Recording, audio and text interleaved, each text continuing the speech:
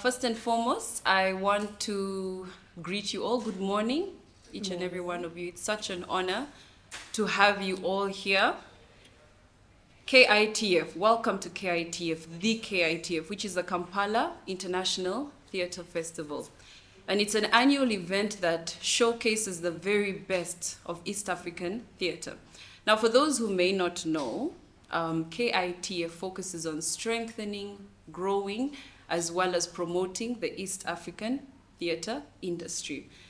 This is by promoting professionalism amongst the East African theatre practitioners, by facilitating relationships between the East African theatre community and the international community, and then last but not least, by expanding access to theatre to its diverse audience, and in that way, it's developing a new audience to theatre. So with that said, I want to again thank you all. You're welcome. It's a delight to have you here, benefiting from this very phenomenal initiative. Now, my name is Penlop Nankunda. As she has already mentioned, I am going to be your host today as we discuss a very, very crucial topic. And I want you to know that this has affected so many of our artists in the theatre sector. And they may not be speaking, but they are there. They are silent. They are silent, but they are suffering. And it's only now a few people that are willing to speak up that are probably going to be the encouragement that the rest of the team needs. Now, today we're going to be discussing a very crucial topic, as I've mentioned, and that is sexual harassment in performing arts spaces. Ideally, performing arts spaces should or are expected to be spaces in which artists can freely express themselves. Unfortunately, that's not the case. Many of these platforms are making it uncomfortable for artists to do exactly that. And the perpetrators behind the vice, the sexual harassment, the behavior, are going on their normal day, you know? We hear of them, we know their names, but they're just, every day is just a normal day. So today we are here to talk about how we're going to deal with this vice called sexual harassment in the theatre space, or rather in performing arts spaces, by dealing with very significant questions, finding out how each and every one of you can contribute. I'm assuming most of us here know what sexual harassment is, or probably all of us, right? But then, are you able to be in that art space and identify those red flags? Are you able to see and look and say, oh, this is sexual harassment, it's starting to happen, right? And when you do identify it, are you able to protect yourself? Do you know how to protect yourself, finding yourself in that kind of scenario? And we also want to find out, okay, one of the challenges we've had with many of our probably victims or survivors is the understanding is there are no spaces. Where do they go? This happens, who do I talk to? We keep saying, speak up. But where are we supposed to speak up? Who are we supposed to speak up to? So we want to find out, okay, where are those safe spaces where these artists can go and tell their story without being judged and feel safe? Are there any spaces of that nature that actually exist? And finally, how to deal with the perpetrators. So believe it or not, each and everyone actually can do something to help. However small the action is, whatever you do, that action makes a very, very big difference. Like speaking up is very significant, the same way keeping quiet is very significant. That's just an example. So that is what brings us here today. And I'm so happy to have each and every one of you. I have a panel in front of me that's going to take us through this discussion. They're going to answer as many questions as possible. It's engaging, so we would also want you to feel free to ask as many questions as possible. They are renowned, they are zealous, they are knowledgeable, they are candid. That is how I can express the people that you're seeing in front of you today, and you're going to hear it for yourself. So first and foremost, I'm going to start on my right side. I would prefer that each and every person introduces themselves briefly on their own. Just maybe tell us about who you are, what you do, why are you here. So let me start on my left-hand side with our first panelist. Hi everybody, my name is Kenya Njikesha and I am a lawyer by profession, but that's by day, by night I'm a women's rights activist. And I run an organization called Because of Her Uganda, which works to combat erasure of women's stories, women's history, and the issues that are affecting women. So sexual harassment is one of the things that my organization touches on a lot because it only thrives in silence. So because we want to eradicate silence from women's issues as a whole, we run workshops like the one we were doing with Tibere last week for performing arts people. How can they recognize sexual harassment and what can you do about it? We also have workshops with other groups of artists like media professionals, dancers, writers, and visual artists. For theirs is basic feminist theory. How can you begin to understand what's going on around you, why it affects you, and why it's affecting you negatively? So that's what my organization does. I've been working in the women's rights space for over 3 years. So I hope that there's something that we can all learn here today, and please feel free to ask any questions. Thank you so much, Keisha. Thank you. Can we just give her a round of applause? Thank you so much. Let's hear from our second panelist. Tonya Olen once worked in the McDonald's in 2017. As she was working there, she was sexually harassed and abused by a fellow worker. But whenever she used to talk about it, because in her story it shows that it did not happen once, but whenever she used to report to her shift manager, this manager told her that those touchings were consensual. Among us, has anybody ever given an abused person such a statement? It is painful. It is only easy when you are not yet there. But if you've ever been there and you are the victim, you will always feel it. Good morning, ladies and gentlemen. Good morning. I'm Motevi Immaculate. I'm an entrepreneur majoring in mushrooms. I extract medicinal values from anything that is known to be a non-poisonous mushroom. I'm a mother, I'm an actress, and a part-time risk manager and advisor under Prudential, Uganda. I'm happy to be here with you. Amazing. Let's give her a round of applause. Thank you so much for the introductions. I think now we have an idea of the panel, the individuals we have seated. Very, very, very, very wonderful people. And I know they're going to have so much to share with us today. Hi everyone, my name is Lulu. I won't take too long. Thank you. I'm really excited to hear from the other panelists and the moderator. Thank you so much. I want to start by saying thank you so much for everyone who is in the room. Like Asim was said, these conversations, because of their sensitive nature, not everyone shows up. So we really appreciate you being here. You know, and we shall keep having these conversations until the rooms get even bigger. So my name is Lulu Jemima. I have been in and around the media and arts industry in Uganda for over 15 years. I started out as a journalist, and like many of the artists we are talking about today, I was in a position under mentorship of people, and then now I work as a researcher and media consultant. And a lot of the work I do involves artists and their experiences in Uganda and how we can use that to affect policy change. So thank you very much. Thank you so much, Lulu. Could we please give her a round of applause? Again, my apologies. Now I am fully aware. Maybe it's the sitting position that caused me to forget you. I'm sorry. So let's continue. As I was saying, I had already mentioned that we are free. This is very engaging. So we'd like you to feel as free as possible to ask as many questions. However, we would prefer, let's maybe just go through the questions that we have for our guests, and then we could go through what our audience would like to say. So any questions, suggestions, contributions, even an experience.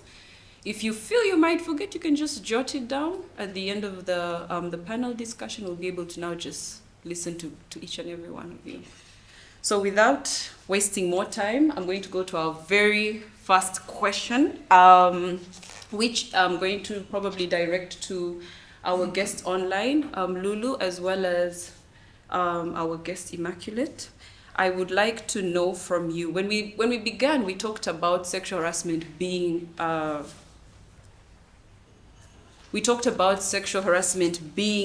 we probably all know the definition, yes, but we talked about knowing the definition does not necessarily mean you can identify the signs.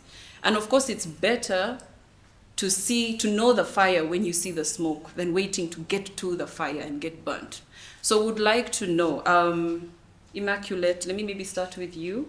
Can you share with us examples of how sexual harassment manifests in performing art spaces, both overt and subtle? How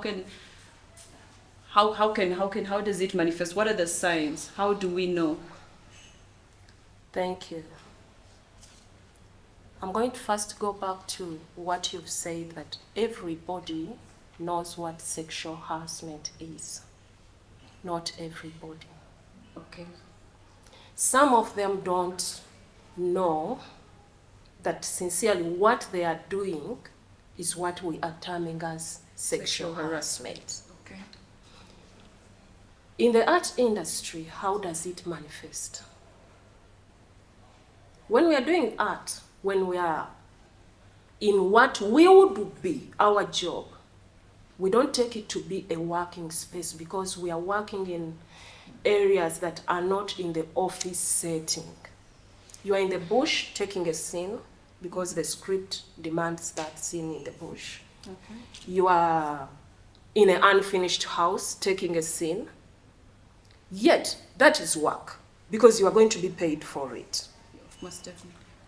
And if you are going to be paid for it, and some of us we have seen people who are totally eating and doing everything out of what they get from arts.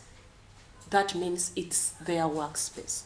But because we don't know that that is the workspace to us, we do everything in a playful way. So, sexual harassment manifests in the art industry because of the unseriousness that we carry on when we're in our working spaces.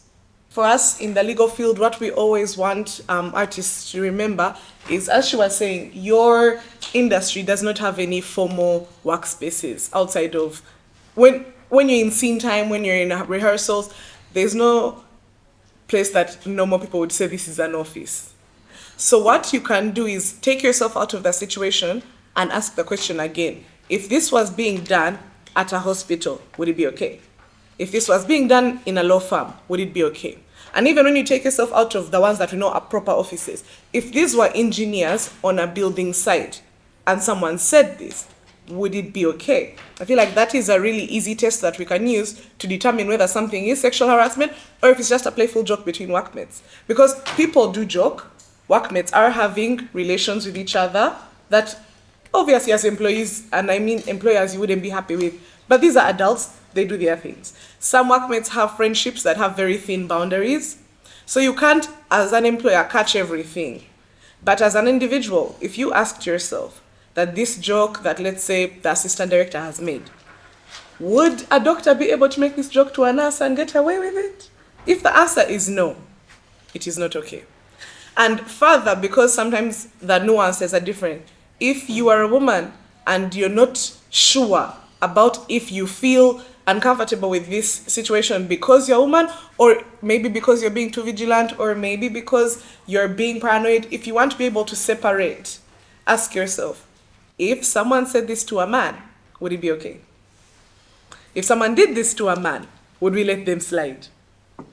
That is a very easy marker for you to determine whether someone is being disrespectful, if they're being, if they're harassing you, if they're laying the ground for harassment, or if they're just joking. If you could repeat the same thing to a male colleague, then maybe rewind the anger and ask yourself what is actually beneath this. And as a man, because female abusers operate on a much, how can I say, they are very slick when it comes to being caught. They don't get caught as easily. So as a man, ask yourself, if she was telling this to a child, would it be okay? Because there are hierarchy of abuse. So you go from man, the least abusable person, to a woman, then to a child. So as a man, if someone said something to you, or someone touched you, or someone did something, and you're confused about where to place it on the scale of abuse, ask yourself, if this was done to a child, if this was said to a child, would anybody defend the other person? If your answer is no, then you can start now to realize that what happened was not okay. So I think that's one of the ways you can use to gauge an example of sexual harassment within the arts space, because it is very informal and certain things are very, what's the word I can use? They are masked under a lot of friendship or informal workspace or boundaryless relations. So abusers use these to get away with it. So those are the simple like checks and balances you can use to determine what it is. Thank you so much, Keisha. Thank you so much for that submission. We've actually hit 2 birds with 1 stone. We've found out, we've actually been able to find out how we know, simple analysis, personal analysis, and then also we've known why it actually happens, the fact that it's an informal setup. So I want us to go back to, Lulu. She's getting me? Yes. So Lulu, the question I had asked earlier, which our panelist, one of our panelists, Immaculate, had already answered, and we also wanted to hear from you, is could you share with us examples of how sexual harassment manifests in the performing arts spaces? You know, what are the signs? What are the signs? How do we tell that this is happening as an artist, how can we tell, both overt and subtle, that this is sexual harassment? Yeah, I think I'll jump straight to the subtle experiences. Like at least I have had directly from artists, or experienced by saying is, for example, we have a problem in Uganda specifically, and maybe other countries with language. So there's this thing of like praise and like kind of isolate, where a mentor will kind of like praise someone, oh, you're so clever, come and do this for me. So they kind of isolate one artist from the group, right? And then they start to message them at night. So I keep telling artists I work with, there is no reason, unless it's urgent, like a theater festival, right? But there's no reason your male teacher or female teacher is messaging you at 9 p.m. that is not calculated, or 7 p.m. So WhatsApp. So there's also like a course of communication. So things are taken out of the performance space or the classroom and they're brought onto WhatsApp, So certain languages like that. And so when people come to me, for example, and they say, oh, I feel uncomfortable, it's not to belittle that, because that is harassment. Okay. Wow, thank you so much. Thank you so much. I don't know. I've actually heard of that before, and I think it's important that we take it more seriously as artists. Your directors, your bosses are not supposed to be sending you messages at night. So that isolation is one of the strategies. Thank you so much, Lulu. We're going to go to our next question. We also want to know sexual harassment. One of the reasons we struggle with sexual harassment in Uganda is because there are so many misconceptions to it. And so that sort of like masks it and hides it, that you can't really know this is sexual harassment. So we want to hear first and foremost from Immaculate, and then we'll listen to Keisha. What are some of the common misconceptions that you or that we, are hearing about or know that are with regards to sexual harassment in the performing arts spaces? Misconceptions about sexual harassment in the art spaces. Let's now first put it out of the art spaces in Uganda, because we are talking about Uganda. In Uganda, we have so many cultures. Which cultures are bringing us up in different ways? Which cultures are taming our understandings to feel that a woman is a utensil, and then any man is the owner to any utensil. We have even some cultures where we have statements, omusajja tayangwa. You get?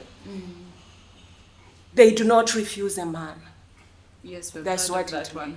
You get? Yeah. But They do not refuse a man. Which man am I not allowed to refuse? And because we are brought up like that, it does not, that mentality, that atmosphere around us does not go away even if we become artists.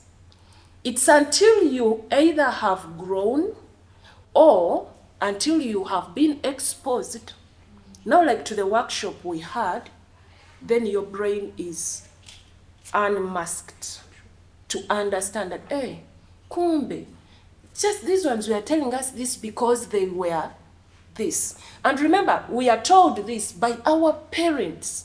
People we are even told to respect right from the Bible. The Bible tells you respect your parents so that your days must be multiplied.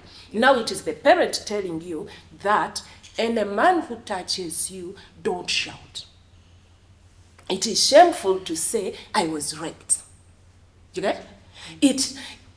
They first instill a fear in you that it is you, the woman, who is going to get ashamed if you say you were raped. Why isn't it the man who raped me to feel ashamed?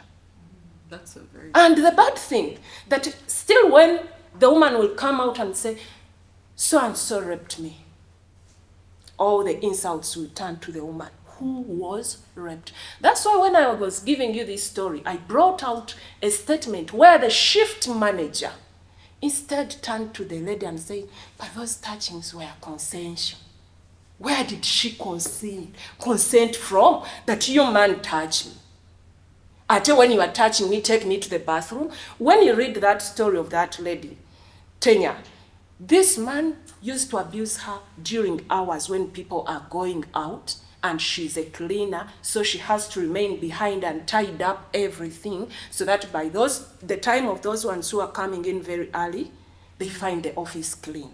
Then he used to take advantage of her. But nobody tried, even the shift manager she ran to didn't say, let me first ask. Just gave his statements. So, in the art industry, there is nothing far different from culture, from the norms, from the disciplines that we have been brought up in.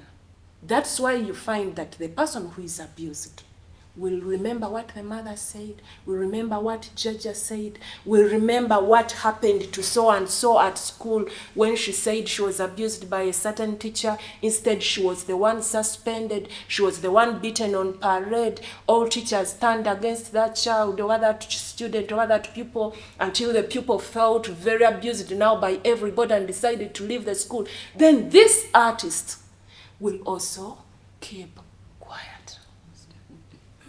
So, that is what is happening to the actors and actresses about, they can't Misconceptions. there are a lot of misconceptions, a lot, that the brain is trained from childhood.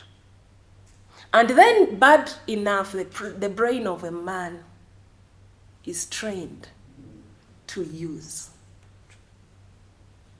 As they tell the girl to keep quiet, then when the man does it, they tell him, this man is brave. My son is terrible. You know, even this feeling where mothers have to, now I'm talking in a picture of a mother, where the mother has to always come in the morning and see, is my son erect? Yes, he is. He will be a good boy. That one will make a good husband. He'll give me grandchildren. Yet you haven't trained this boy that thing that is electing should be used at the right time. Not everywhere it should go on erecting and erecting because it made you happy that he's a real man. Wow, thank you so much. That was really good. I want us to go into, you've talked about the misconception, but I also want us to look at then how can we resolve, what can we do? Because from what you've shared, we get the impression that society is also contributing. The way we receive this information, this person has been raped. We're always more lenient on the gentleman. We're never really lenient on the females. The shame is mostly directed at the females. So I'd also want to hear from you on how we can deal with that. But say if we're going to refer to men as gentlemen, we should refer to women as women and not females. women. Okay, sorry. We should Ladies. refer Let's to say ladies. ladies. Ladies and gentlemen. Sorry. Okay. So before we go into how we can deal with these misconceptions, I'd also like to hear from Keisha, and then we can both, probably you can both share with us how you think, or what can we do as society, and even as artists and victims, to change these misconceptions, these common misconceptions in our society. Okay, thank you. One of the main misconceptions I've seen, especially as a lawyer, is our society only gives weight to the real violent offense of rape. If it didn't happen from a stranger who found you in a vulnerable position and then brutalized you and raped you, there's so much that society is going to bring up to say, no, it didn't happen. The misconception is that every abuser has that bravery to just go straight for violent rape. That's not true. 90% of them don't start straight from violent rape. They lay the groundwork to allow the violent rape to happen. And a large amount of abusers are people we know. It's never the unknown scary man finding you going home, you know? Most times it's somebody you know. So for this person you know to be able to brutalize you in this way or take advantage of you in this way, they need to lay the groundwork to make their story believable on the day it comes out, or to make sure that it never comes out. So the misconception is that it's only the horrible, big, violent situation, but there are so many small things that happen before you get to that are classified as sexual harassment, and that do breed grounds for this person to go to the worst case scenario, and also for those people around to be emboldened to do the same. Let me just give an example of how we know the jokey jokes that male colleagues like to make. Those jokes are never just jokes. Those jokes are temperature. Those jokes are, what they call them, thermometers. He's throwing a thermometer out into the group to see who is not going to be comfortable with this, and then who is going to let this pass. After he has separated you into these groups of who is not going to be comfortable, he will, under most circumstances, never do things that you would term as sexual harassment in front of you. He's going to wait when you're out of the room with those who he saw laugh at the joke, so that he can go to phase 2, which is now making everybody comfortable with it. Someone is not going to try to make a professional space unprofessional unless they want to take advantage of it being unprofessional. Yeah, I'm not going to make my boss get used to me coming to office late if I never want to come to office late. So by making everybody get used to these jokes, on the day that something does happen, he has the fallback of, I thought we were all joking, I thought it was okay, I thought it was just, but that's how I am. And someone will defend him, no, but that's how he is, it's just crass. No, he knew what he was doing. He just wanted to make sure that on the day he gets caught, there's defense for him and there's no belief for you. Another misconception is that women are not abusers. Women are, it's just that their abuse comes out in different ways. Again, as I was saying, they are very slick with it. They don't do the things that would make them get caught immediately. So with female abusers, the signs are different and the misconceptions are different. Female abusers used to love more of the psychological ground laying than the physical, ground laying. Things like, I've had stories of directors who will withhold meals until a certain time where she feels like you've worked enough. That is making people get used to a certain level of psychological abuse. So now when she turns around and rapes somebody, they're already used to being abused by this lady. They're not going to see this as any bigger step. And those who will are already beaten down so much that they don't think they can do anything. So the kind of abuse we are used to, what we are hearing about, is actually not what's going on, both in the men's side and the women's side. And because nobody's taking what's the word I can use? Nobody's taking cognizance of what the women are doing. The male abusers are starting to copy what the women abusers are doing because they're smarter and they get away with it more. And if we let that happen, we're going to enter a situation where we are running in circles with the male abusers because what we know to be true is no longer what they're doing. Yeah. Thank you so much, Keisha. Thank you. So now, still on, before we move on, I would like to now hear from you. What are the things that we can do as artists, as society, to change these misconceptions? I think as artists, one thing you must start doing is raising awareness of the realities, because personally, before I started working with Tebere, I didn't know how bad it was on your side. I guess as a lawyer, I know the general state of sexual harassment in the country, but hearing things like producers are withholding food or directors are beating people up as a way of correcting them, I didn't know that. And it's only you who have these experiences who can speak about it and be credible. Because if I go to speak about it, people say, it didn't happen to you, how do you know? You've never been there, how do you know? You're just an angry women's rights activist, we know you're forging. But if somebody from a particular production house comes and says, I was on this, you don't even need to say it, but you just need to express that actually these things are happening. Because, let me give you the example of America. It was an open secret that Harvey Weinstein was doing what he was doing. But because so many people were aware of it, when the court case came out, there was no defense to be had, you know? It was already something that was known. Those who were defending were just seen to be fighting a losing battle, but it was out there. One of the problems we have in Uganda is that the knowledge of abuse is not out there. People don't know what's happening, people don't know who it's happening to, and they don't know who is doing it. As the art space and the whole industry, I would beg you to raise some level of awareness. You don't have to stand up and, you know, go the whole way and go to court, but even just speaking about what you've experienced on your Twitter page, on your TikTok, sharing with friends around you who you know are interested in the art space, it does so much more than you would know. Yes. Thank you so much, Keisha. And that is something I had mentioned right from the beginning. I said that, you know, one of the reasons some of us may not speak up or, you know, take action is because we feel like it's just me, like what difference is one person going to make? But like I said in the beginning, the way there is much impact in your silence is the same way there is much impact when you speak, however much you're one person. So that awareness is so important. We'd also like to listen to you, Immaculate, on how we can raise awareness on, we can deal with that common misconception you had mentioned. I will add to what my sister Kesha is saying, raising awareness. And two, we should formalize the working space of artists.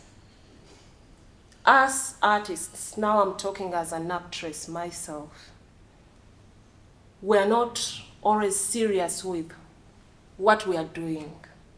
This is what has given a very wide and fertile breeding ground to sexual harassment. And in the arts, we have the leadership, how should I call it? We have cogs in the industry, and we have cogs on every production, whereby there is a king in the industry. Nobody will talk about that king because this king has 1,000 titles on his head. This king has featured here and there. We call it screen value. This person has screen value. So even if this person comes on a certain set and starts misbehaving, when you report, I'll tell you if you are a new actor or actress, you will be chased and your role will be swapped. In the industry, we have a saying, I'm the writer and I'm the director, so I can always twist my story wherever I want it to. So you are eliminated, and somebody can even eliminate the whole role from the script because you talked about the person that person casted because of the screen value. We should stop if we are to fight this issue of sexual harassment. We should adopt a character or a culture of making the ground leveled to all of us.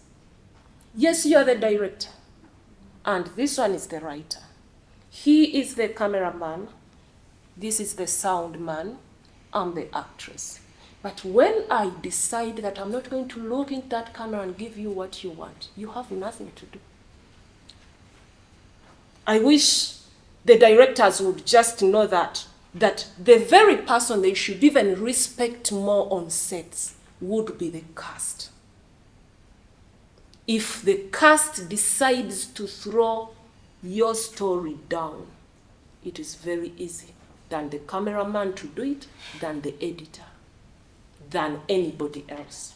But when we are working, the most abused people are the caste. The others have their brackets of respect. They have their brackets of respect. If at all these brackets are opened and we are all on the same level, we shall always respect one another. And 3, we should learn what we call language of respect and professionalism in the art industry. We joke a lot. Which some of those jokes are the very things she is saying lay the ground for the abusers.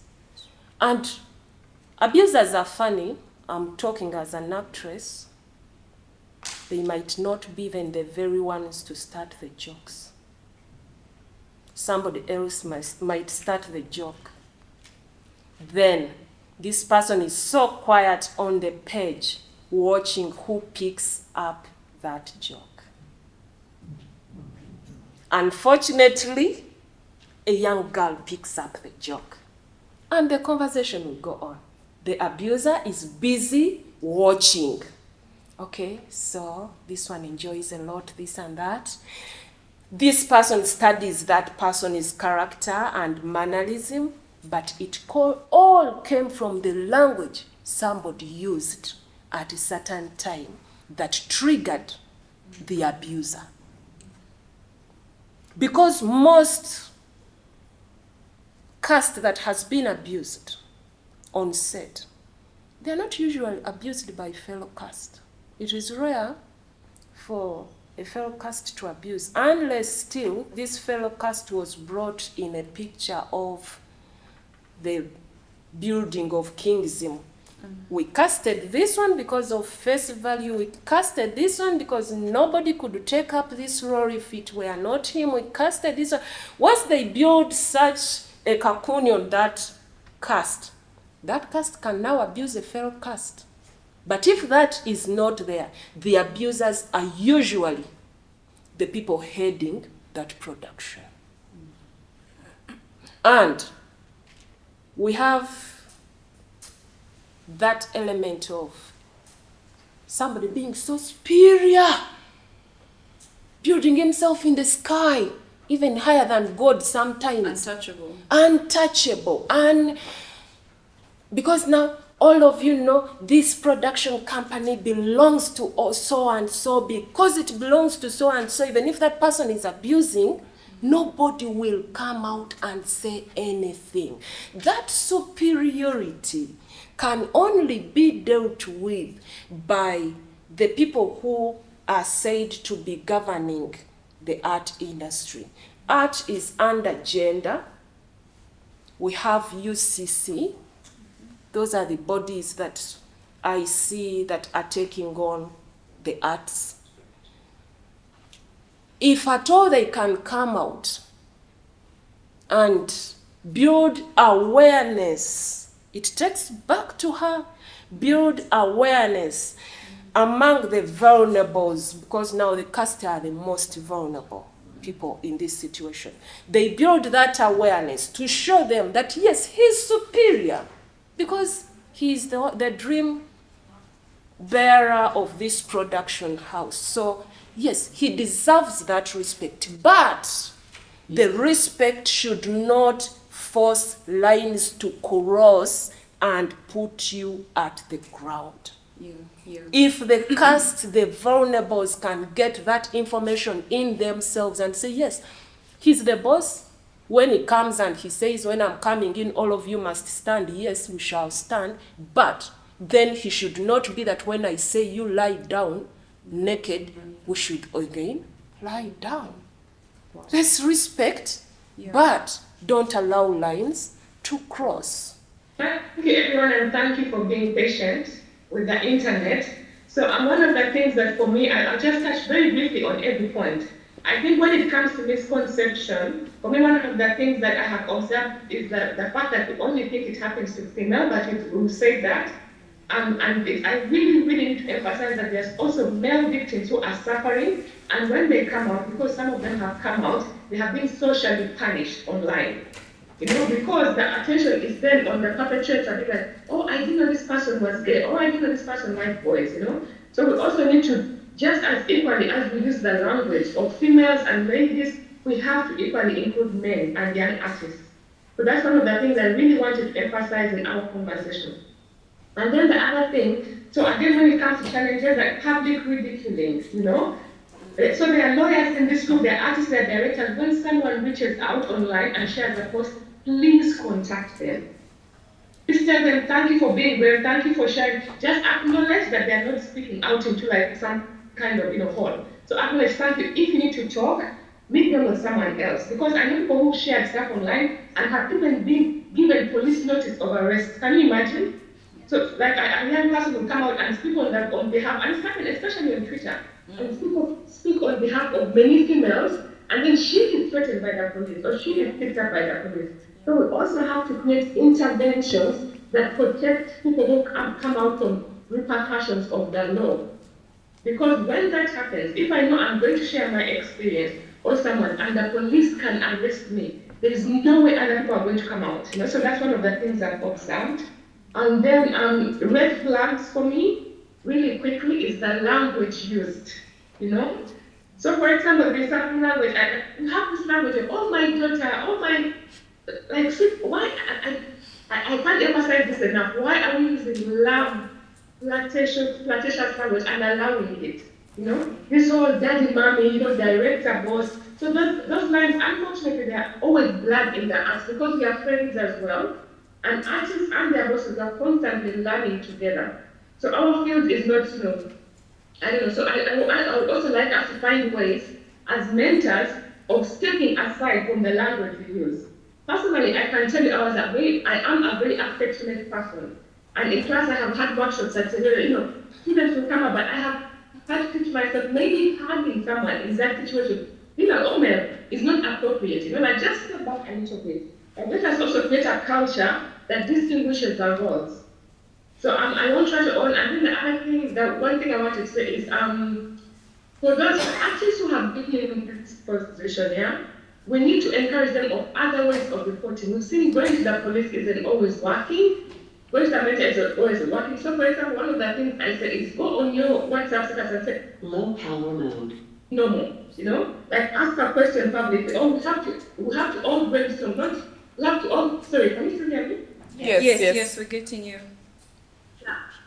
But we also have, I know someone who did that, who went on WhatsApp and said, hi, I'm working with this director, but they asked me to show up at their home at this time. And the flood of comments, and also, she was clear that she didn't, where the person who had done that is seeing her status, Unfortunately, when it comes to sexual harassment, the victims have to do so much, like avoiding the perpetrators, seeking justice, and the research is all survival this and survival that, So we have to come up with ways, and we have to report people.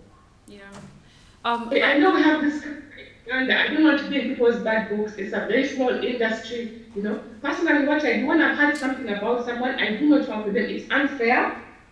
It's unfair, and I will not work with them. And then next time someone is going to hire them, I'll say, no, this is what I have, because when the artists come to us, especially when we are doing research with them, they give us the names, So sometimes they have come back more than once, more than twice in research that's anonymous.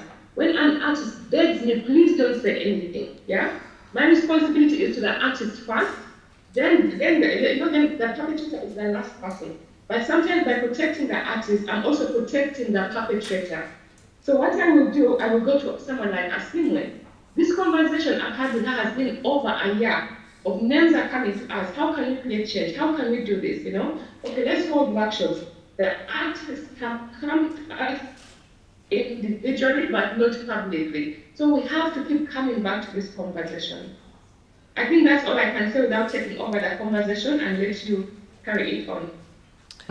I was going to just piggyback off what she said, of reporting without going to the police. What we usually advise people to do as lawyers, because as we've seen how bad it is actually when you don't have the financial and mental capacity to go through the court process, there are other things that we would advise. Because even just from when you report to police, the investigation is very invasive. So we must first understand, what does this person want? What would be justice to her? Because we may all say, oh, let's go to court, let's run and do all of this, but she doesn't want that public, she doesn't want to be in the public eye. She doesn't want to go through that. She never wants to see this man again, and she doesn't want him to go to jail.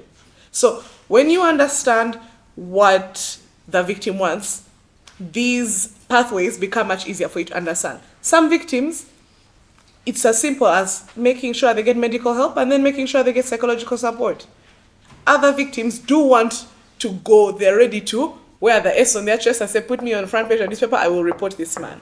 But that's not everybody. So when you understand what someone can handle, that's when you can understand what they can do. Now, when you're dealing with someone who is not ready to go through the full court process, we always advise, like what you're saying, create a sort of red list, green list among your industry.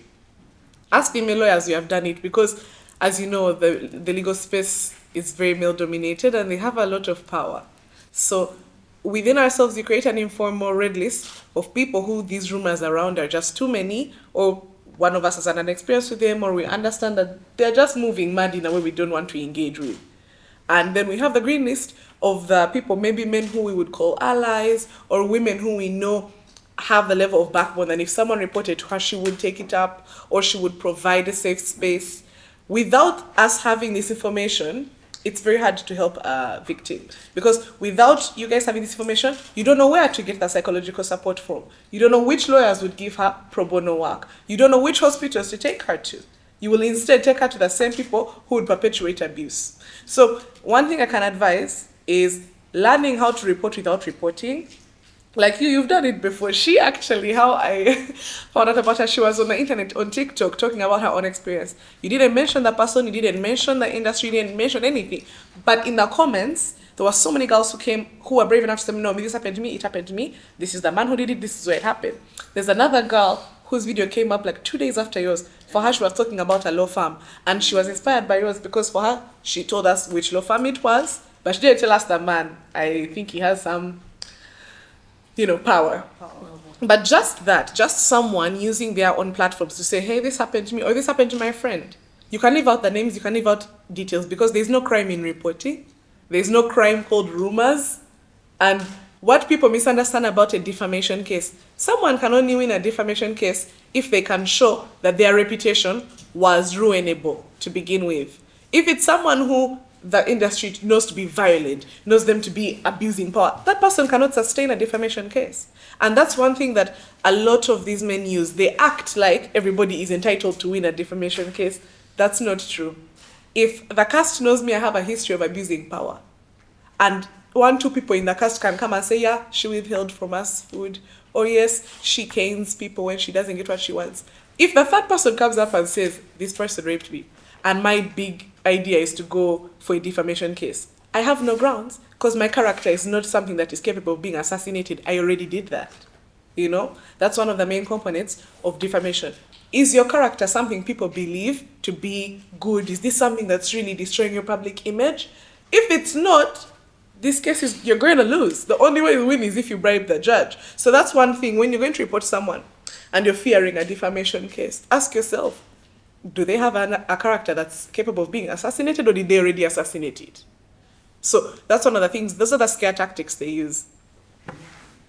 Thank you so much, Keisha. Oh, she's back. Oh, all right. Yes, Lulu, sorry, we lost you. Hello? Are you getting me?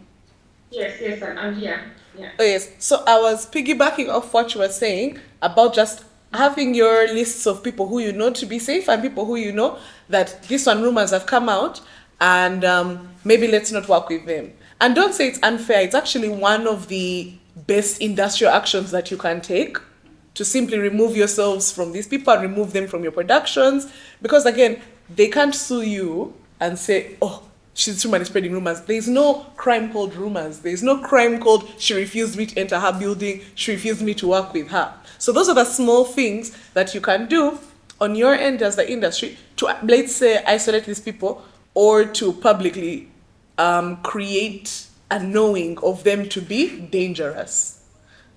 Yeah. Thank you. Thank you so much. I don't remember, Lulu, there was a question I had raised. I don't recall if you had finished, but we were talking about the protection. Remember we were talking about protection? Yes, I had asked you with regard to your submission. So, what ways would you probably recommend, or what ways are actually available right now for victims to get protection?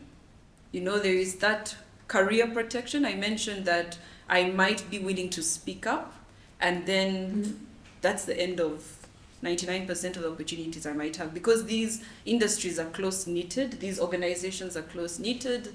The management is going to talk about, oh, you know, there is this lady called Keisha, and then they say, don't give her a job. So every time you speak up, you know that your chances are you might have to change profession. That's the reality. And also your life, because you speak up, you already know the police are not going to protect you. How do I know that the minute I speak out, I'm safe? I'm going to go home safe. You don't know what people are capable of doing to you for the sake of their reputation. So I don't know, could you just share anything on that? Okay. So I think the first thing is to acknowledge, at least in Uganda, there is no protection against sexual harassment in the arts, full stop, you know? Yeah. Because we can have measures, we can have discussion, but there is no protection. We have seen people come out publicly and talk about this. We have seen people name their perpetrators. I don't know, please correct me if I'm wrong. Has anyone been punished? Yeah? Has anyone had any consequence? I remember there was a radio presenter. Yeah, I actually went to school with him. A radio presenter. And then people came out publicly. Yeah? Not one, not two, not 10 women came out and said, and this happened to me, and this happened to me. And I know I was in a private conversation, where those WhatsApp groups where they were encouraging each other, please say something, we have your back, we have your back. That same person was on the air, was presenting, mocking them, you know? Some people are accused, and they don't even acknowledge that they have been accused. So we really need to stop, I think, playing around with language and say, there's no protection against sexual harassment. So now we can start addressing it from that point of view. You know? So what we can do also, we can have mandates and solutions. Like, for example, I was wondering, if someone came to me now, the thing I would do is I'm like, do you mind? They tell me, Lulu, you cannot tell anyone. I'm like, okay, but can I please talk to Asimo? I promise I have talked to her about this before. Yeah, can I talk to her? And together, are you comfortable with me, her, and that person being in the same room? Often they will say no, and I understand. It's their first gig that they're doing, you know? Yeah, like, and they're university students, they say, no, I'm going to respect that, you know? So it's on us, the people on the panel and the people in the room, to please continue this conversation if you have any suggestions. Because it is really the first time in Uganda this is being addressed on a serious level, you know? Yeah, thank you. Thank you so much. Thank you so much, Lulu. That was, and first of all, it's an honor. I must really stress that. I don't know if you have any other submission you'd like to make. My last one, so that internet doesn't cut off, is Yes. as moderators and educators, is please follow up, you know? Yes. Because these people come to us. If someone tells you something in 2019, 2020, check on them, you know? Even if it means putting a calendar reminder, say, so how has it been a year later, you know? Are you still following, are you still going through that? And also we need to take them away from the perpetrators, yeah? Because we are fortunate that we work in an industry of recommendation.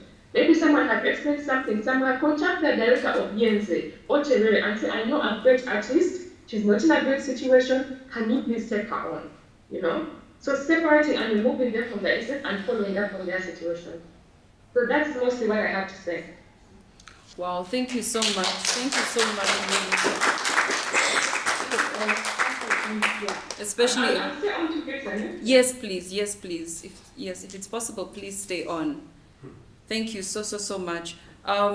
So we were looking at the psychological part. We were talking about the victims before we had a challenge earlier, but we wanted to know, Keisha and Immaculate, from our panelists, what is being done currently and what can still be done to help victims psychologically, who have been affected by sexual harassment. A good example is we have them come out on social media, they speak, they talk, but no one is asking about the mental part, you know? We know that we're working so hard to create a physical safe space, but we're not working on making a safe mental space. So you have someone who is now comfortable physically, but they are not fully recovered, they are not well. So could you share with us, maybe we could start with Immaculate, what do we have on ground and what do you think can still be done to help these victims or survivors? Allow me first take you a little bit behind, a little bit back about what the two of them were talking about. When I was joining the art industry, I joined when I'm not a young girl. It's just some 4 years back. I joined after my kids had joined. I have a girl, she's now 18, but she joined the art industry when she's 8.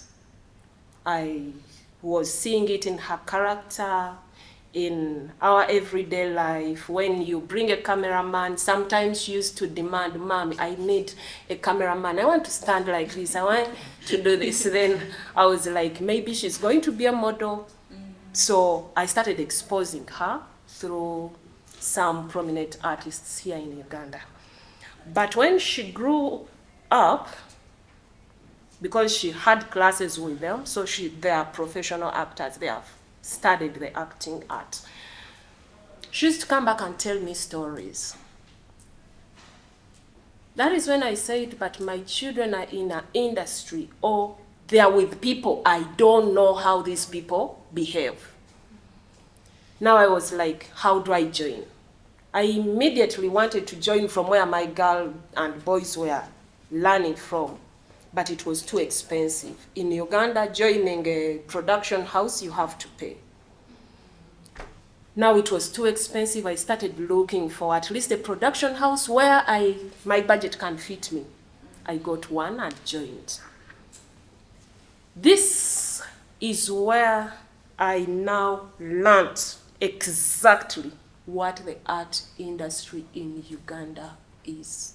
Because the other place was an open ground. We had musicians used to come, the comedians used to come in, poets used to come and associate with that director or that production house manager, and then even people in the film used to do stage.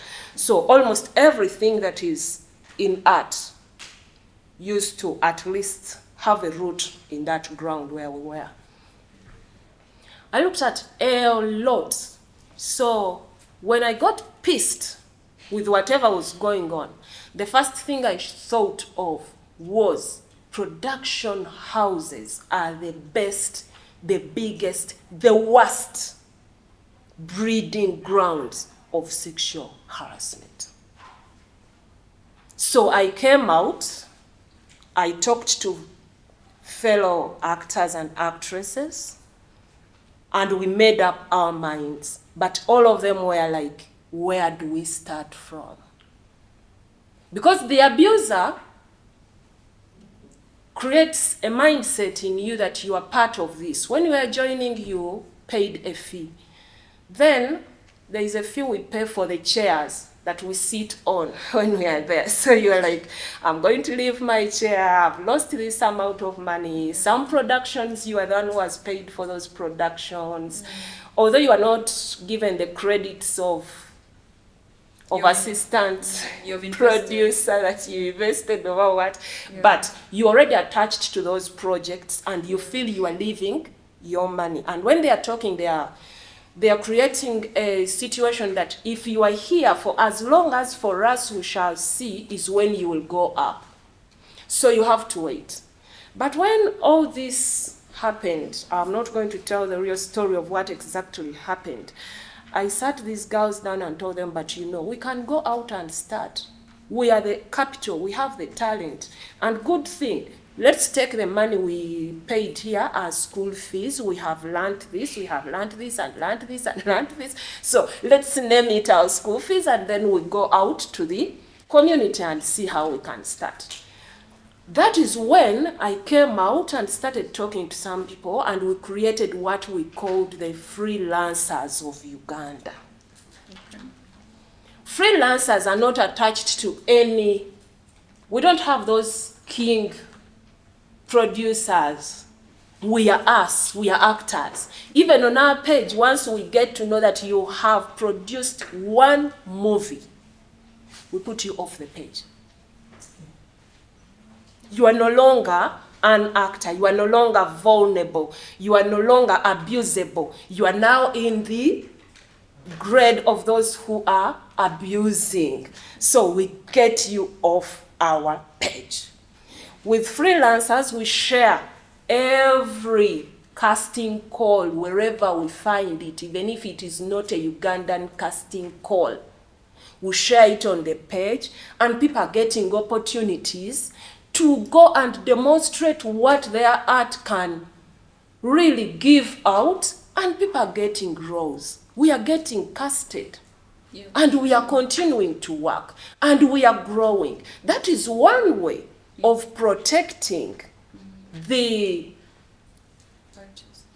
actors from those big abusers. Yes. We are very happy with those production houses that don't recruit, let me call it recruiting, actors and actresses and keep them for themselves.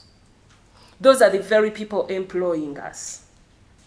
Because for them, they know, I have the money, I'm going to produce this story for this reason and this reason, and I need this type of actor or actress, I need this type of director, I need this and this and this and this and this. The bad thing that from the people they are casting are the people who come with their contagious disease of abusing, and they pass it on to maybe even their staff. So by the time this production ends, one of their staff in their organization has picked the disease.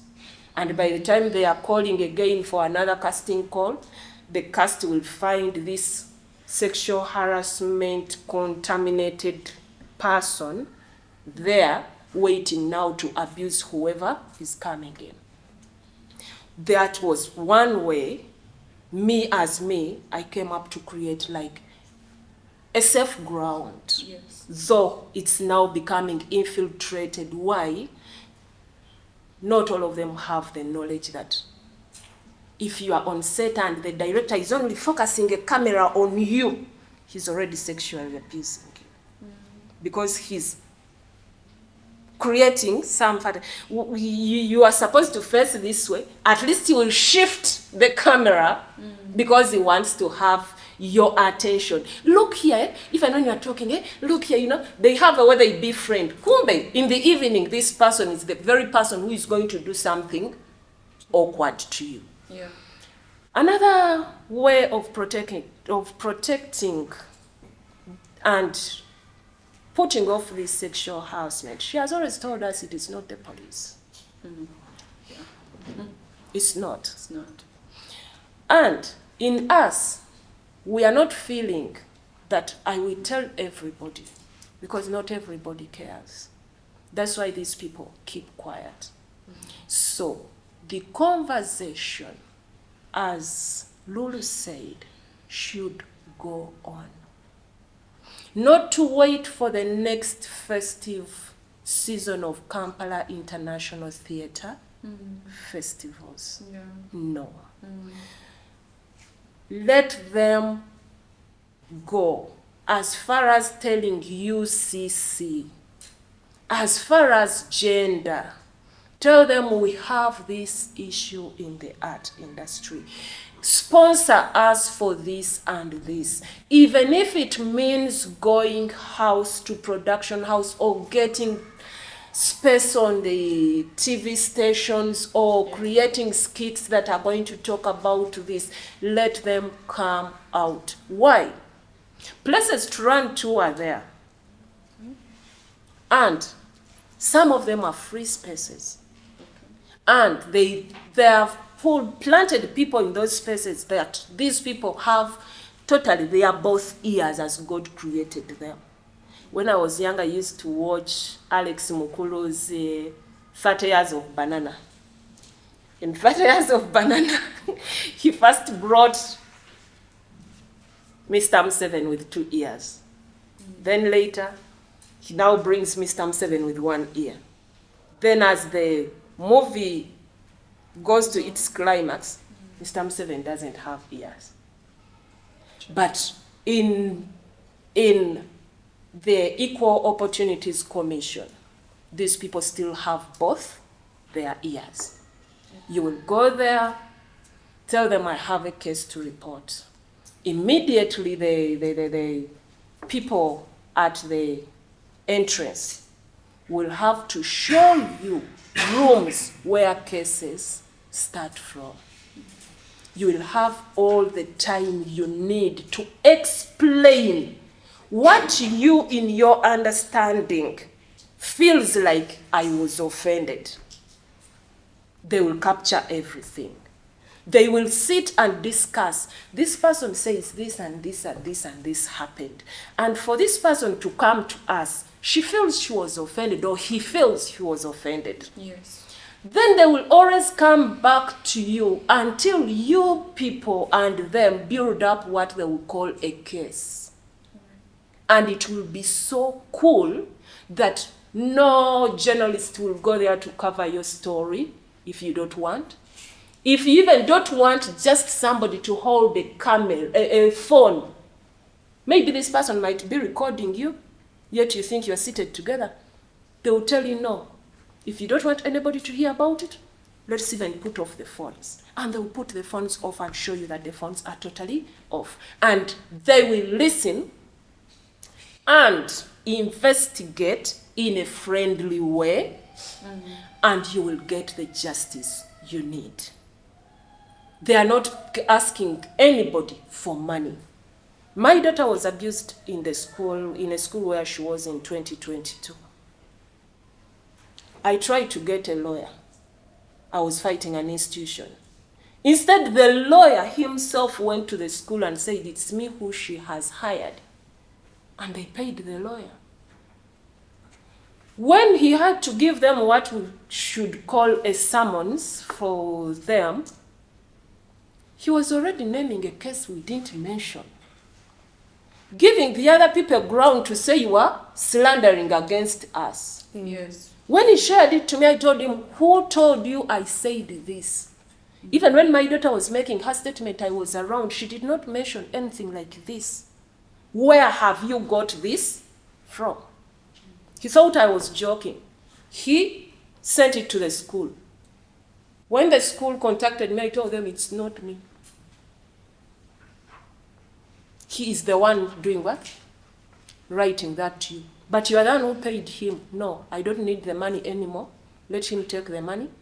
I'm starting my case afresh. So I went to, we have a ministry. Ministry of Gender has so many sects. Even the teenagers have their sects. Even the kids have their sect. We have that part of women. But I don't know whether there is that part of men. I don't know. But I've had for the women, for the kids, and then for the teenagers. I had to talk to them. We built the case with them. Then they said, yes, let's call in now to have a judge. But it was between gender and equal opportunities that we had everything. The hearing has been so smooth, so cool, that the school tried to be very stubborn until they pulled them down. And we have won the case. Thank you. Thank you so much. It is until everybody can hear about it that there's somewhere you can run to. You will fear to tell Immaculate, yes, she's a fellow actress. She listens and does what, but not everybody knows me. Not everybody knows Lulu. Not everybody knows Tebere. You get? Yes. They're out there. That's why I will emphasize, let the conversation go on. Let the awareness Be everywhere. Even if they will need, we can join hands, and if it needs soliciting for some money, if these organizations that are saying that the artists are under them are not minding, let's at least get up, or we make a drive or anything to see that we put the information out that that vulnerable girl who is abused, one, after being abused, she's fearing for losing her ground to expose her talent and even make money out of her talent. Then after being abused, and then they're isolating you. These people don't have even the money to start their own businesses. Most of them are young girls. She thought she's going now to be an artist, have that big gig, get paid from that big gig, and maybe start a small boutique somewhere or a makeup thing or something. They don't have that money. Yes. So they give in themselves to be abused and used because they think they are. They are trying to attract the attention so that they get to where they think they can be. Yet still, if this person is an abuser, he will abuse you and you are done. Thank you so much. I'm sorry I'm going to cut you short a bit, but thank you very, very much. Can we give her a round of applause? My biggest take from what you said is to keep the conversation going. That is very, very, very important. And unfortunately, we have cases where people come out and speak about sexual harassment, and then the fire is there for some time, and then it just wears out. When I came out with my own story, I can give you the same example. I did the interview. TikTok, it was moving like this. YouTube, everyone was, they excite you. People are telling their stories, and then it dies, and life goes on. So when these perpetrators are seeing this, they say, oh, at the end of the day, it's not like anything is being done. And I'm in a scenario where I didn't even mention the names, I didn't even mention the institutions. But when the conversations keep going on, even those who are going through it, who don't even know they're going through it, are going to gain some courage and some enlightenment. Thank you so much. We're running out of time, but we're going to go through the legal aspect now. There's so many legal directions we need to look at, where Keisha is going to enlighten us rather. First and foremost, Keisha, I would like to know from you, how can artists influence public policy to enhance, what legal options are available to survivors on sexual harassment, specifically in the performing arts industry? Okay, thank you for that. Let me start with what Lulu said. Lulu told you that there are no legal protections, and she's not lying, actually. They don't exist. The legal protection that exists is employee-employer relationships, and in Uganda, the mandate is only if you have above 25 employees, that's when you need to have a sexual harassment policy. If you have 15 employees, you don't need to have one.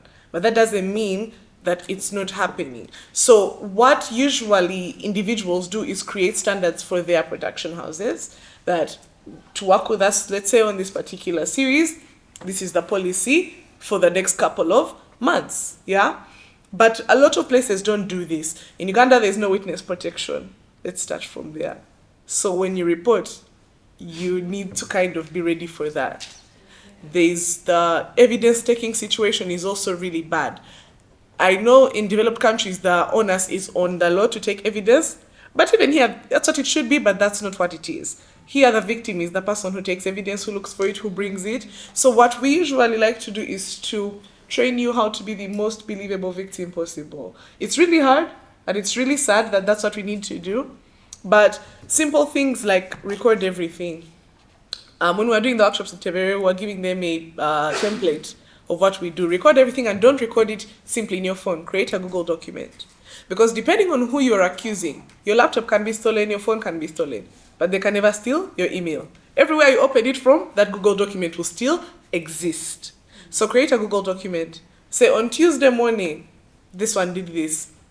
2 weeks later, on Thursday afternoon, this is what they did. You're building up a case. In the event that you want to go, you have your track record of actually, this was planned, so that aspect is already taken care of, yeah? Because we have cases where we need to look at, did the person plan to do this, or did this just happen? That's why there's a difference between manslaughter and murder.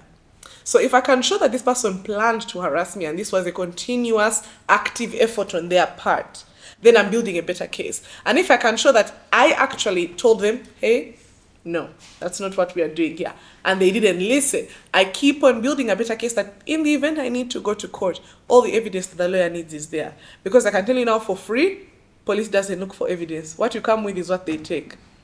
Which is, of course, wrong. They're supposed to do their jobs. But they're now going to start telling you, give us money for sniffer dogs. Why do I need sniffer dogs in a sexual harassment case? But they'll tell you that's what, give me money for transport, I go to their house. But then they're going to call this person beforehand and say, we are coming to interview you.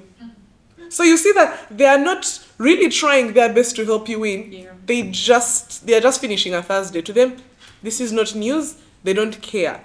Now, because you are in a system that doesn't care, what can you do? What can a victim do? What can a production house do to make sure that in the event we need to put someone in jail, will we win? What we advise, these are now guerrilla tactics, but don't quote me. Don't quote me. But if this is a production that is attached to an international body, now let me say like the shows that we have on DSTV, MultiChoice does not follow Ugandan standards, they follow international standards. If I'm a lawyer, the first thing I'm going to tell someone is send an email to MultiChoice that this happened on their production that they're paying for, that they are airing, and nothing has been done. Because if I can't implicate that person, I'm going to try to implicate MultiChoice, because MultiChoice doesn't want that kind of smoke. They will either fire this person or do their own internal investigation. And now, in their internal investigation, if they find what I was looking for, that is what I'll pick and take to court, because now that one is a closed, open and shut case. You know, MultiChoice has already done all of the work for me. In the event that someone is not attached to an international production, now you're working on Ugandan standards, that's when we go back to please document everything and create unwilling witnesses. Very many people are not willing witnesses, so they don't really help, but you must create them by force. And how I would advise you to do this, if something is happening that you're not comfortable with and you know now you've realized that, hey, I need to be able to prove my case in case that happens, tell everybody, tell as many people as you can. Because now you've already jumped from I can't tell people to I need to win a court case. So tell people, and tell people who can be subpoenaed. Tell directors, tell producers. They may fire you, but they can't refuse to come to court when court calls them. And they can't lie because you have evidence. I did want to just, one small question. I wanted to know if the artists, or what is being done, or how are the artists being informed? Are they aware of these legal options they have? Not really. That's They are not being informed. This is the first kind of space I've experienced in Uganda on the arts side. I've been there, the doctors, the engineers, everybody's trying to create some sort of industry standard that can be carried across. Yeah. And some bodies do exist in other industries, but in the entertainment industry, you do not have one homogeneous body that creates standards, that can hold people accountable, that can liaise with government on your behalf to create policies. So I feel like that is the first step. Because as one person, it's not going to be easy for me to go to UCC and say, this is the problem, change it. But let's say if we had Screen Actors Guild of Uganda, and Screen Actors Guild of Uganda said in 2024, we did a study, 64 girls had been harassed, 13 men had been harassed. We know that people are doing it, but because we lack industry standards, we can't do much. So you, the government, we're going to request you, here is our sexual harassment policy, make it law.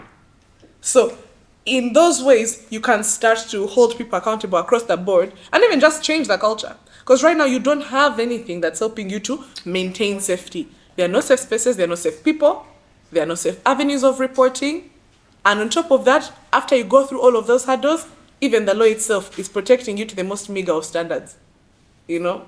So to change that, it is now on the art industry. You don't even need to start as too many. Let me give you the example of the Women Lawyers Association in Uganda. The Women Lawyers Association was created to help women in the country who needed pro bono help, but also the situation for women lawyers and women judges was egregious. Our first ever female Supreme Court judge, they put her in what you can call a closet on a different floor from all the other male Supreme Court judges, and they even tried to impeach her just for being a woman. So the situation was bad. So a group of like 17 women came together and said, now we have an association. This is the body that will liaise with government if we need to. This is the body that will fundraise for someone who needs the money. This is the body that will create the standard for all of us. And now it's turning 50 years this year, and they've been able to do so much, you know. They are the reason women in Uganda have land rights. Amazing. So if you don't even need to be many. I was telling Deborah, you just need to be 5 women in positions of power. You don't even need the most power, just a little bit. And you start creating standards for yourselves. After some time, those standards create research which you take to the government and tell them this is the problem, help us fix it. Because now when the government refuses, you bring back international standards on the table. You go to the East African court and say, our government has refused, help us. They refuse, OAU is there. They refuse, UN is there. So you don't stop. You make sure that international standards are brought to the table by force. Because let me give you an example of other conservative communities, the Arabian communities. That's what they had to do. They had to strong arm their governments by going all the way to the top because their governments didn't want to hear it, you know? So don't think that just because our government is not particularly keen on caring, that nothing will happen. Actually, there are ways to make it happen. You just need who and how. Yeah. Wow, thank you so much.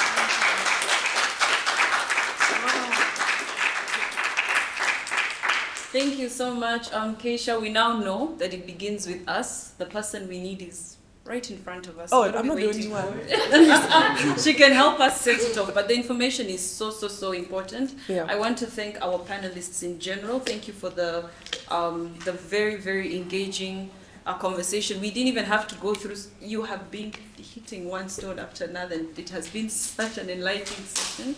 Even though we want to also thank Lulu. I don't know if Lulu has anything to say. I'm sorry this has been very difficult for you, but we still appreciate that you have been present and your contribution. Thank you so much. Lulu, do you by any chance have something to say before we go into the questions? No, I just really like that guerrilla tactic and going to international bodies. I was nodding back here. I really like that point. No, thank you everyone on the panel and everyone who's attended from my end. I really appreciate that. The other thing I wanted to say just on a last note, from the point of moderators or people who not moderators, the organizations working with artists, yeah. I think it just takes 10 minutes before any program we have. Get everyone in the room and say, this is how we do things here. Yeah. Even if you print something on the wall and write something, this is what harassment looks like, you know? Someone commenting on this, someone doing that. 5-10 minutes before any workshop. So like perpetrators, if we don't know of them yet, they get this sense of this space might be different, you know? So always, and then very lastly, I've been invited to like organizations working with artists, never to but some of them artists get in there and the first thing they tell them, the first 10 minutes, do you know how lucky you are to be here? You know, do you know how many people applied? And it's ridiculous. Like they shouldn't care if 100 people applied, they got in. So we need to remind artists that they are important. Thank you very much. Not important for being here. If anyone harasses you, please come to us. We're going to be reminding them how lucky they are, how we are doing them a service. You know? So that's my last point on that. Thank you. Thank you so much, Lulu. Let's give a round of applause. I really liked the tactic you shared of which is directed to moderators and organizations. It's so simple, but it would make such a big difference. And then also what you have just mentioned. Actually, when I think Immaculate was speaking, I wrote it down. Actually, I said personal value, because I felt that with artists there's a challenge of not knowing our value.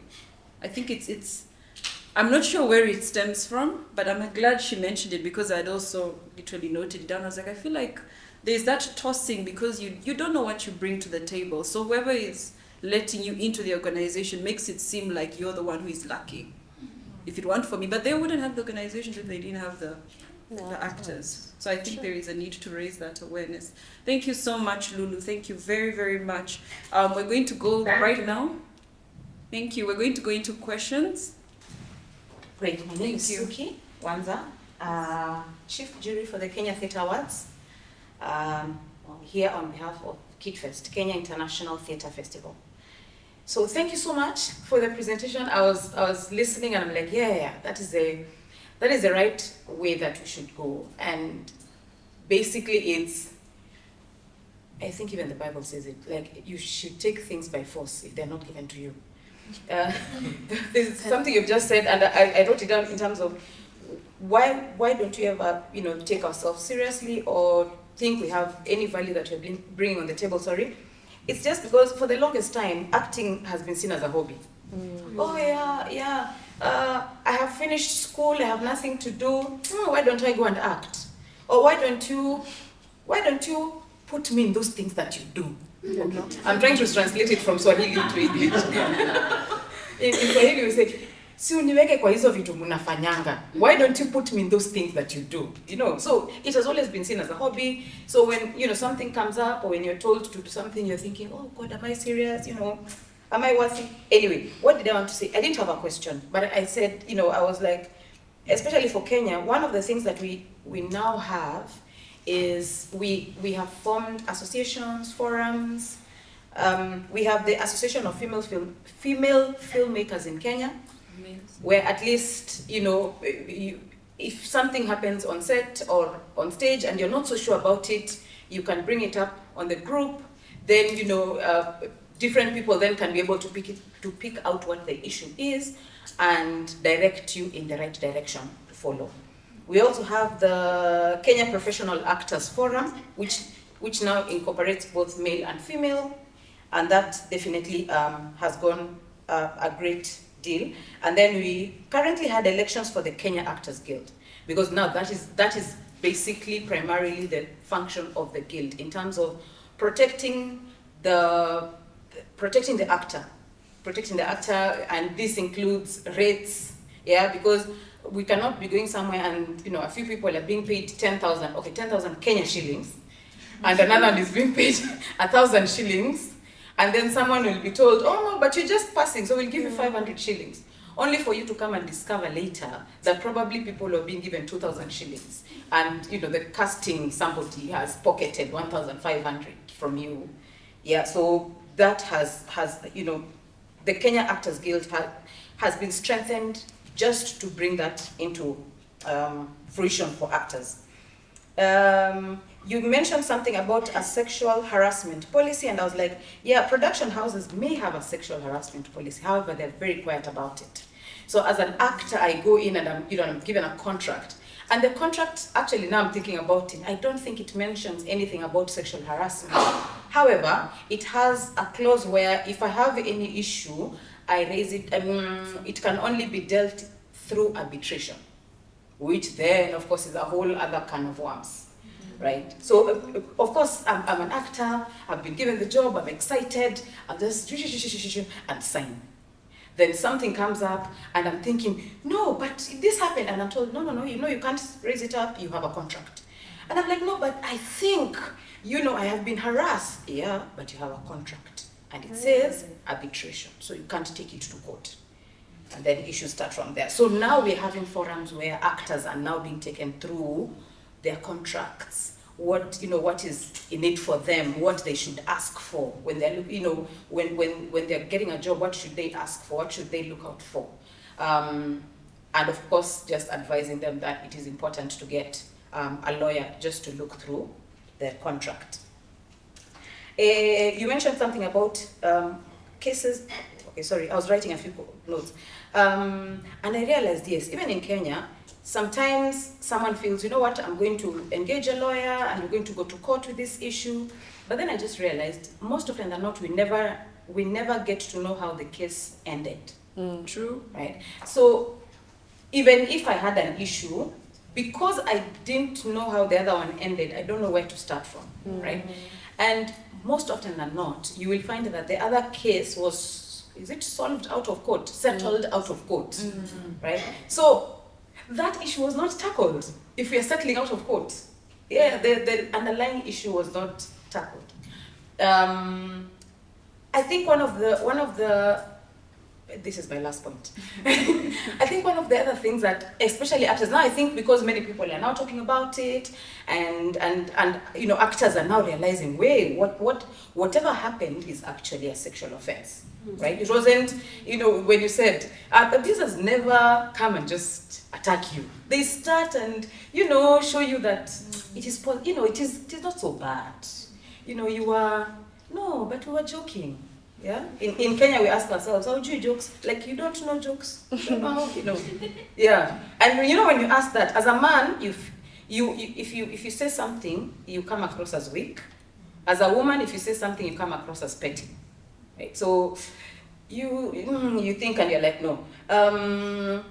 What did I want to say? Sorry, it's the last one. It's the last one. Oh yeah, social media, sorry. So now what has happened is, because now people are aware, actors are now coming out seriously on social media to mention. And now it has even gotten to the point of they're like, what can I call them? Self-appointed activists. Yeah, like if you have an issue, it's like they actually come and ask you, okay, fine, you have this issue, you can't mention names, tell me, I will mention them. Yes, and they mention the houses, they mention the names, and they're like, we will tackle this together. But because you don't have a voice, or you feel like you don't want to be harassed and stuff, I will do it for you. Yeah. And then include lawyers and stuff, and that has led now to even producers now taking a step back, because they're like, hey, okay, now it's not as quiet as we thought. It's now loud. Thank you.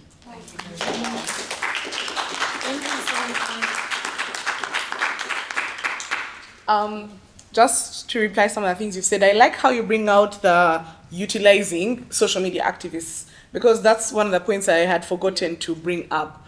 Okay. There are people who, yes, I'm a victim, but I don't want to go to court. The what I would count as justice is people knowing this is what he did and he can't now do it to other people. We have a lady on Snapchat, she's called Senga Acid. She's who we would count as that person. Mm-hmm. And hers is not usually from the point of, I like to help people. Hers is gossip. But because she doesn't print lies, it has become a reliable source of exposure. It started as women just using her to be like, this is my husband's picture, is he cheating on me? So anybody who knows him will come and say, yeah, actually he is, this is what's going on. So then it went to other things. This is a government official who asked for bribes, post him. You know, this is a lady who was refusing to feed, who was beating up kids in her school, post her. So now you find that so many people have this information, but they are still safe. They've not been hurt. Nobody knows it was them because she only posts anonymously. Yeah. And she doesn't live in Uganda, so it's not like as if the police can do anything. You know? So we always ask, if your point is you want to expose someone, the social media activists are there. There's another one, she's called Safina. Now hers is mostly women's rights activism. And she doesn't fear. Because again, she doesn't spend a lot of the time in this country. But being a Ugandan, who people know is doing this work, she is now a credible source. So even me, sometimes when someone comes to me and says, hey, this is what happened, but I want to expose the person, these are my first 2 points, first 2 options, because they will do it. Yeah. If you want them to make a video, they'll make it. If you want them to say names, they'll say the names. They don't mind. So utilize those people, because one thing abusers thrive off is silence. Yeah. Once you take away silence, once you make everybody, at least if they're in a room of 50 people, 5 people in that room know their real behaviors. That is something abusers hate. They even hate it more than jail, actually, to be exposed. That's what we've realized. Now back to your point of the sexual harassment policies within contracts.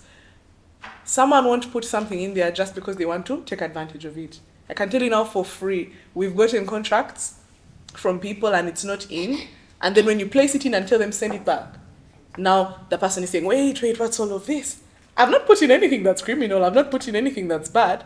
It's if you wanted to harass me, that's the only reason you would have noticed. Mm-hmm. You know? And there are even lines that we will specifically put in just to pick out, is this dangerous for you? Yeah? Like let's say if I look at that arbitration clause, according to the law, actually, some countries, arbitration cannot supersede court. Just because you said we do it doesn't mean anything. If I reach court and I want to, I can steal. And Uganda is one of those countries. I can sign with him that we are going to do arbitration. But if I reach there and I realize arbitration is not working, court is still very much on the table. Yeah. But people don't want you to know that. So now when I send back a contract that says arbitration, but if arbitration fails, we shall go to court. And immediately the director is saying, no, please understand that you are being led into the cage. Yeah. There's no reason someone would refuse if they didn't plan on doing anything. Mm. You know, because if I give you the option of arbitration for 3 to 6 months, really, if it was a normal thing, you would be able to solve it. If you were quarreling about money, you'd be able to solve it. If you were quarreling about dress code, those 3 to 6 months would have been okay. Yeah. But now I say after that point, we are now going to go to court.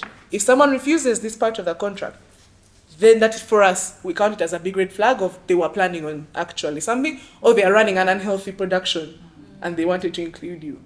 So I'm not sure about the laws of Kenya, but I do know a lot of Commonwealth countries, arbitration does not supersede court. Yeah. It cannot be that because I went to arbitration, I can't go to court now. That's not something that's possible. So maybe you can go to that. And then the Screen Actors Guild, I'm so happy you have one. Yeah. Because for us, for advocacy purposes, for changing legal, standards, a body is so necessary. Yes, one person can do it, of course, but the kind of resources and time it takes, it's usually something that we leave for the bodies to take up. Yeah. Well, thank you so much, Keisha. Thank you so much to our guest. Sorry, Suki. That's what I said, Suki. Actually, when you mentioned in the beginning, you talked about the personal value thing, and I just wanted to drop something. It reminded me when I was doing my university at Uganda Christian University. One thing I noticed, there was a culture that I felt created a certain attitude towards the arts. People doing art are just. So with this culture, we would have lecturers saying that we had a specific lecturer that would always say, "You have come to my class late." Someone walks into the class late and says, "You've come to my class late. Why do you want to act like these lousy BIFA students? Why are you coming to class on Monday in jeans? You're not smart. You want to become like..." And every reference in the journalism class that is to make someone pull themselves up was put on BIFA. So at some point I asked my friends, I'd say, "But why does this guy keep making it seem like artists are confused, are lousy?" And as we studied as journalists, we actually left the course with that mind. It's just, I personally love the course, but I'm sure all my classmates were like, the university knew that is the most lousy. It's a course for people who are not going to make it in life. That's the reality. And I don't know, I'm worried that maybe the artists leave the course with that feeling of themselves. And so when they get into a field and they're told in the organization, "You are so lucky to even be here," they actually believe they are lucky because no one else takes them seriously. So it really brought that back, and I felt bad, and I thought, I wish there was a way we would talk to that lecturer. Maybe I would get back and tell him to stop doing that. Though there must be so many others that are doing that, yeah. But thank you so much. Thank you. Do we have any other questions? Thank you, the panelists. I should say, in my little experience, the business has picked. When you say the business, we've started making little money than 10 years before. We have some guilds, associations, but the biggest challenge I find with the existing guilds, they never change people in power or from the guild. So you find someone has been on the guild for the last 10 years, and 10 years, so much has happened, technology has come in, new breed has come in the market, so you find the same old persons are still running the guilds, and they've got new people coming in. So right now, current world, we have technology, innovation, access to information, video, pictures, and documentation. So I think that also affects our business. If you're looking at the age groups and the people coming in the market, people being in the market. For example, the film, right now, film sounds has one of the high things because of GSTV coming into the market, offering better packages for artists, for producers, for actors, location, casting, and all that. So all of us now are running for film. We find theaters kind of drop because the numbers in theaters have dropped. The shows at the theater have dropped, and the payment is really, really low. So that's another challenge. I think in film right now, it's the biggest thing. And all the praise is film, UCC film. So if you had the conversation, they're more into film. And I can give an example. I was working in the production company, Ava Juliet. Of course, they offer contracts. And what I noticed, the companies will protect themselves. But also, I think we need an awareness, what we call sexual harassment. Many things may happen, but you don't know what is an harassment. Who's harassing? When does it happen? Right? So I think it's both ends, through the talent and the people running the business, and then talent comes when they want to do the job. The producer wants the job to be done. The director wants the job to be done. So I think we need all those training and conversations. Before Corona, I used to run some conversations at the theater. But I looked at branding, I looked at contracts, I looked at image, and I looked at how we position ourselves in the markets. So I was thinking also that the money element, because we have many challenges in signing contracts. Many challenges in agreeing with the money. Many times, I'll give an example for myself. You get a job when you've been down without a job for 6 months. So a job comes in, you don't say no because you know money is going to come and solve your problem. A few problems you're running. So I noticed many of us have a challenge in signing contracts. Many times we see where the figure is and the signature, and then we sign. So many times we are caught up in the middle and we can't get out of it. So I think it's about more conversations, more trainings, more awareness. I think with government listen to things that if you pay tax, government will listen. If you have a good association, maybe they will listen to. I normally attend the UMA Uganda Manufacturing Association. I think those guys have developed a network which I wanted to borrow and bring into the arts. And then Kasita also, Kampala Trade Association, they have a network they developed, and I think in the art you can just put a bit of a template. They are super organized, and when something happens, one person will speak, and they're going to listen. Yeah. But in our space, everybody's an authority. And sometimes you don't know whom to listen to. And many times people talk about Minister of Gender, talk about National Theatre. What we for Minister of Gender? They have enough power to do anything for us? Go to National Theatre, they have any power to do anything? So sometimes also the theatre lets us down because we believe the theatre should be speaking highly for us, protecting us, but you never protect them. When you go there to speak, they tell you, can you write a letter? Can you come back next time? So we are always inflammatory. And one of the reasons, for example, those people, and in most cases men, have been at the helm of those organizations for that long is because they have cultivated a culture of abuse. And whoever is working under them has been thoroughly groomed. So they want those associations to stay in that kind of status because they don't want change to happen, okay? And they are not interested in these kinds of conversations. If they were, they would be here. They would be here. If they were, they would have started that conversation, okay? If they were, artists would not be paying money to be cast in roles. Sorry, I'm getting a bit agitated actually.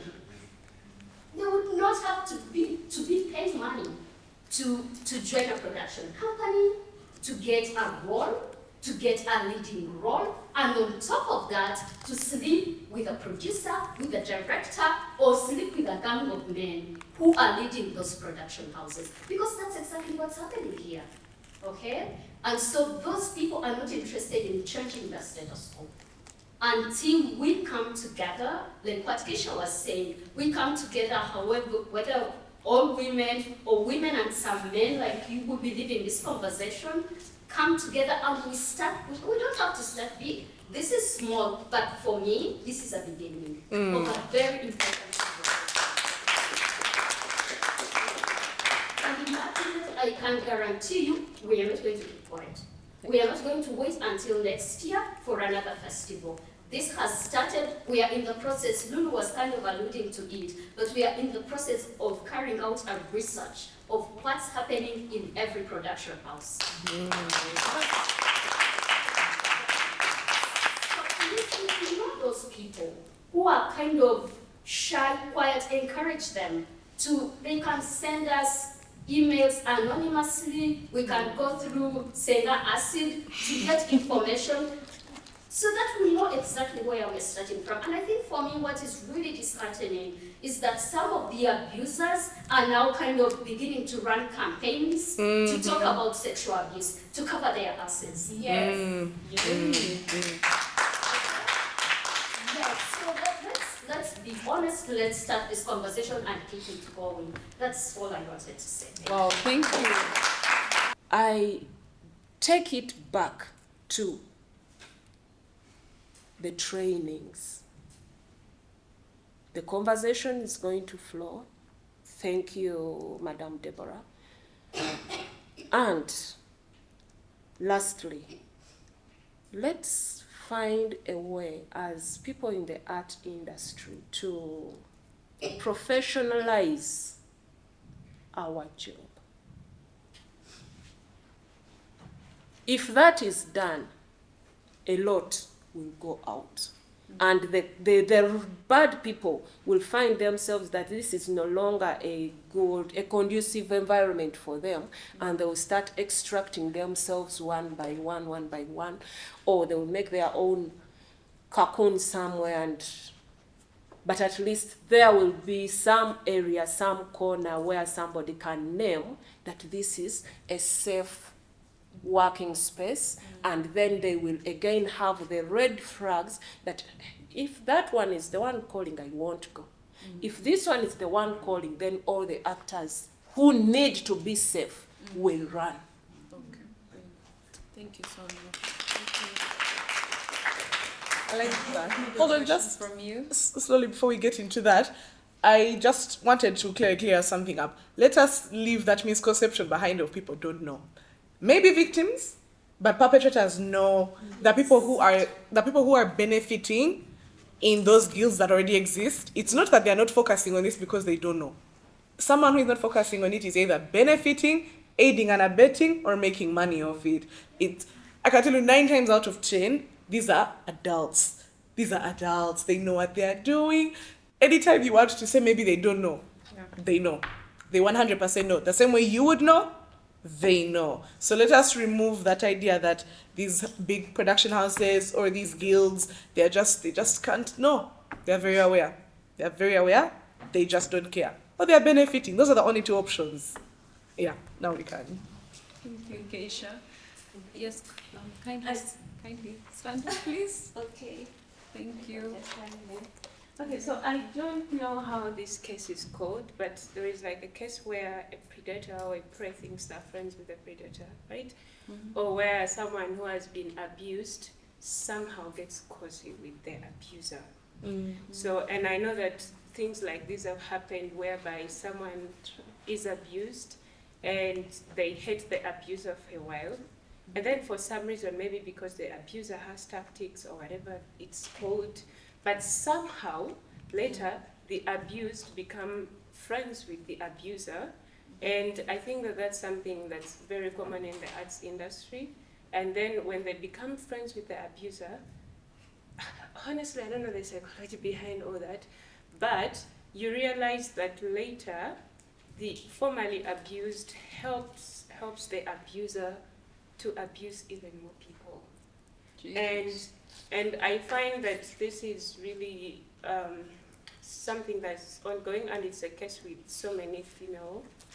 I recently only joined the theatre space kind of actively, but when I was trying to come in this industry, I tried to go into film first.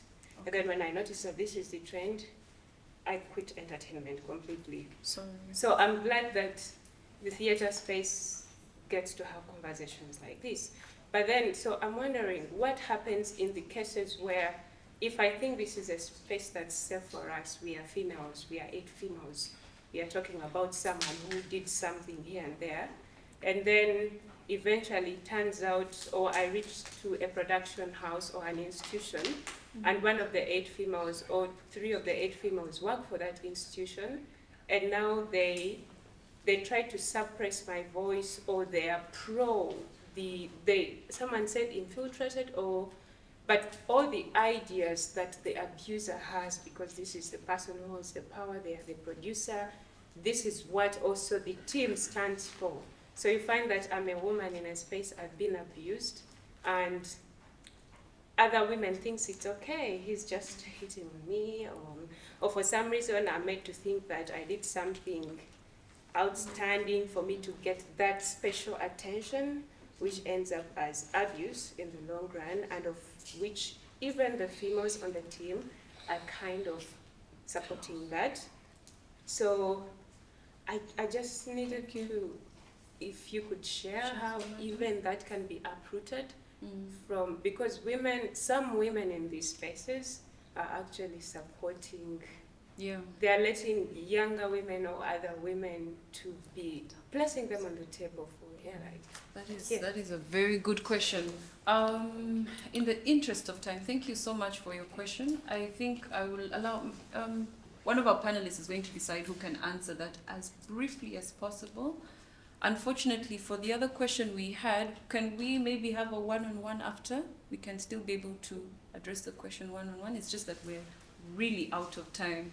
So maybe, Immaculate or Keisha, kindly, or even if we still have Lulu online, whoever can just answer it in the shortest way possible. Okay, thank you so much. And thank you for that question, because something we've not been able to look at is the psychology of abuse. Abuse happens in 3 steps. The first step is the verbal and the subtle. This is the jokes, this is the can I give you a ride, this is creating a situation where between me and you, everybody in this room thinks that we have a bigger relationship than we have just met today, or we are just colleagues. That is the groundwork. Abusers always lay groundwork. So now on the situation you're talking about of how I get abused and then I start abusing others. First things first, he has to make me think that my abuse, either I brought it on myself or it wasn't that bad, or I wanted. And that's where we start from. That's why they always start from the verbal. Very few people just go straight to attacking you. Yeah? The ones who want to create a long-term situation, these are the steps. The first, the verbal, making you get used, bringing professionalism out of that space so that they can take advantage of that. Then after they are sure that ground has been laid, they build the house, which is the physical abuse, either the rape or this, or they lock you in a car, whatever abuse it is, that's when they get to that stage. After immediately you reach the psychological stage of it where they start gaslighting you, calling you tomorrow morning to say, oh my God, I don't know what came over me. Oh my gosh, we are still friends, right? You dare answer yes, they've gotten what they need. Or making it in the group that you are the one who was harassing them. Because for female abusers, I know that's one of the things they do the most. After they've got what they wanted, they are now going to start laying the groundwork to make other people think you forced them. Men, on the other hand, the groundwork, what they'll start to do is gaslight you into thinking that actually this was not non-consensual. We wanted, it's just that your wires were crossed. Or he just liked me so much, I should have seen this coming. You know, after you finished blaming yourself, after he has made sure that you have internalized it as your fault or your problem, that's when he starts recruiting you to do it to other people. They don't do it when you're still in these other stages because you won't do it. You won't be capable of doing it. And because of the society we've been raised in, like what she was saying, your parents have told you sexual violence is okay. Your school has made you understand it's okay. The courts have made you understand it's okay. After, when now he has gotten you in this point of psychological groundwork, yeah, that is, he starts to play on what he already knows to be true. You already think victims are for blaming. So he's just going to add on whatever he can for you to solidify that you are to blame. After he has made sure you're to blame, you don't think he's to blame. So now you go into the point of, how do we move on? He wants you to move on as fast as possible, so that you never go back into re-examining that, oh, by the way, that was wrong. Yeah, yes, I wore the short skirt. Yes, we kissed, but I never planned on having sex with you. You know? They want to blur the lines as much as possible. So that's why the psychological gaslighting comes in. They make you believe it was something you wanted. They make you believe it was actually consensual. After that, when something happens to another girl, and the girl comes to report to you, what's your answer going to be? Oh, no, he's just like that. Oh, actually, no, those things happen to everyone because it happened to you.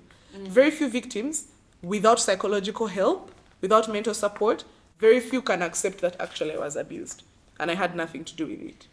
Most of us, we shall immediately go to, no, that didn't happen. Or if it happened, I did something to make it happen. I'm the wrong one. That's the psyche of most of us. So he utilizes that. He knows that. Yeah? For him, he didn't come to fishing he's empty-handed. He didn't come to a gunfight with a knife. He came with a gun. So he already knows all of this. And he's now just playing up on what you know from what society has told you. And that's why they lay this groundwork. When he makes the jokes and he sees who laughs, that's who he'll work on. If I don't laugh, I'll never reach this stage. If he's asking who wants to take a ride home, after 1, 2, 3, 4, 5 times, and in those 5, I only took one ride, I'm never reaching this stage. It's the others who allowed this ground to be built and saw it being built and did nothing. By the time you get to this stage, very little can be done without someone offering you actual mental health support to rework everything that has happened. You are 9 times out of 10 going to become an abuser. And that's why you see when something happens, let me give you the example of PDD and R. Kelly. The first thing their lawyers are going to come out with is, someone abused them when they were children. Which, of course, does create fertile ground for you to turn into an abuser, but it's not a reason. It's just that in that space, your mental is you're so easy to manipulate. and he can turn you into whatever he wants to turn you into. If you want, that's how you see young girls literally losing their minds. Because at that point, your mental state is so fragile. If someone wants to turn you into an abuser with them, it's going to happen. Because PDD did not run that organization on his own. People have come to tell us, there were women who led me to the room, there were women who put me in the private jet, ABC. Even his own mother was part of that. Yeah? And it's because their mental state had been worked on so much at a point when they were vulnerable that they now see this as okay, or they see it as whoever is here brought it upon themselves, or this person is justified. But I raise you this. If all the men who are abused as children are justified to do acts, that means all the women here, we're walking around with one free crime, one free get out of jail card, because all of us have experienced abuse, you know? So that one should never be an excuse. As much as it is a reason, and it's a bad one, An excuse. it's not an excuse. Keisha, Yeah? thank you so much. It's a very wide topic. If you do feel like you have any more questions, Keisha is going to I'll be around. available. You can talk to her one-on-one. And also Immaculate will be available for any questions. I don't know if there's a way we can also reach Lulu. But if there are any questions you feel we were not able to address today, any topic, please feel free. Our panelists are still around. And also we may have not talked about being a bystander and the roles of bystanders. Unfortunately, time. But again, the ladies are still around. You can have a conversation with them, and then we can also find out how we can reach Lulu. Otherwise, sorry for the pressure, but it is a wide topic. But you've been such a delightful audience. Thank you for listening. Thank you for being here. Remember what I said, your action, even if as one person, makes a very, very big difference. And your presence here is already the beginning. Thank you so much.